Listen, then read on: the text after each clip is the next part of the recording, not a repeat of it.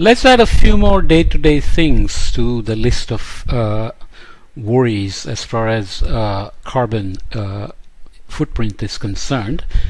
Remembering again that these are not advices or mandates, but just to make you aware.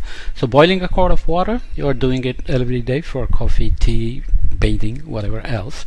It has 50 grams of CO2 equivalent when you do it on a gas stovetop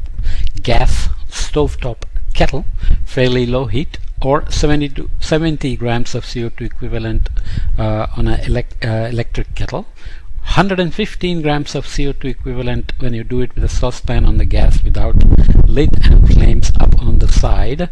You do this for boiling vegetables or whatever else. So I'm sure you are aware that you are wasting a lot of energy by letting the evaporation or vaporization heat escape from the water that's being warmed and so on. If you put the lead, it'll boil quicker, but depends on various things. So what do you need to worry about?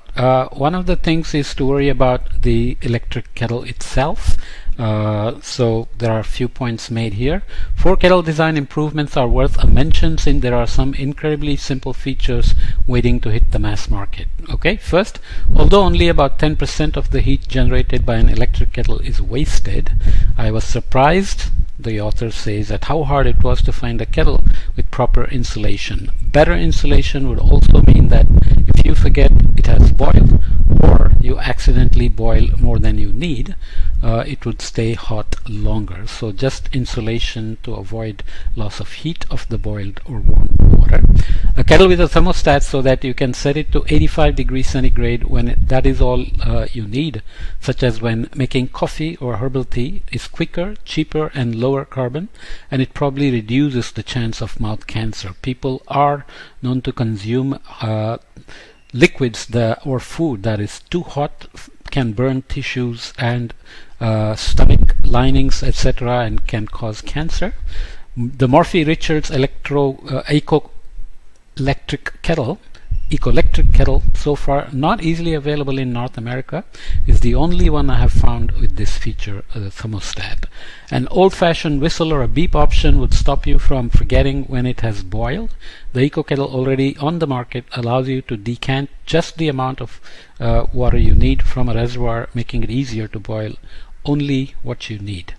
The Dragon's Den must be waiting for someone to pull all these features together. So the simple electric kettle probably could use some improvements, even though you see many on the market that say high efficiency, the protection, insulation and so on and so forth. Okay, Apple a day keeps the doctor away. It has 0 CO2 equivalent when plucked from the garden, of course. 10 grams CO2 equivalent when you buy it locally and seasonally. 80 grams CO2 equivalent on average, because you don't know where all it has been, and where it was grown, and when it's being shipped, how it's being shipped, whether it's refrigerated for some time. That's 550 grams per kilo. 150 grams CO2 equivalent when shipped, cold stored and inefficiently produced. Apples are a low carbon food wherever they come from. Beyond that, it's difficult to be certain about the details. So there have been claims about some fruits that growing them in New Zealand and shipping them to UK is less carbon intensive than growing them in the UK, because of the way UK does it, refrigerates it, stores it, whatever else. And Germany does its own calculation to say that's not true, that they are better off growing it themselves than bringing it from New Zealand. So these kind of calculations and debates go on. But one last point to be made is that, as with all fruit and vegetables, it's a good idea to buy the most misshapen ones you can get, because that encourages the supply chain not to chuck them in the garbage before they ever reach the store. Okay, the supermarkets have become good at marketing well-waxed, shiny vegetables and fruits in plastic covers, and we are used to buying them.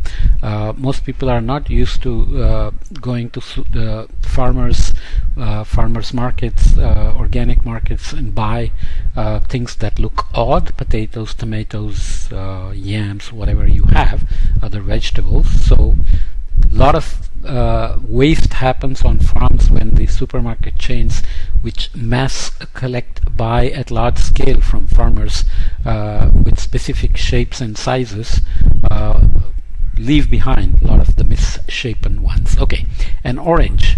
It's again got 0 grams CO2 equivalent when it's grown in your own garden. 90 grams or 500 grams CO2 equivalent per kilo when shipped 2,000 miles by boat and 500 by truck. This happens, especially there are few places which can grow orange in a big continent like Europe or North America, so you know they have to be shipped. 1 kilogram CO2 equivalent each or 5.5 kilogram per kilo when it's air freighted for the start of a season. So you just want to eat an orange, it's healthy for you, but you have to be aware of these things. Many people look to see where they come from, whether they were frozen or fresh, and so on and so forth. But there are additional issues to worry about. A quart of orange juice can have a footprint equivalent to several pounds of oranges. That's because orange juice incurs several inefficiencies in its production.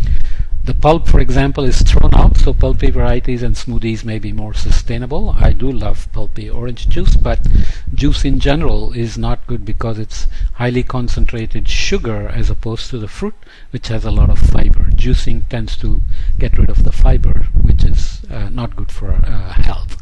There are emissions from processing, including pasteurizing and sometimes turning into concrete for transport purposes and refrigeration. There is the footprint of the carton itself.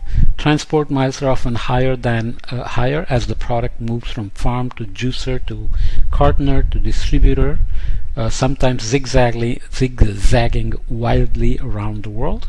Fresh orange juice requires refrigeration. In the UK, Tesco reports that its freshly squeezed orange juice has about twice the footprint of the long life product. So that's the pasteurized one. Most of the differences will be down to refrigeration. So the orange juice carton or even a milk carton, for example, has a cap which is produced elsewhere. Material for that is sourced from somewhere. The carton is made somewhere. The material for that is sourced from somewhere.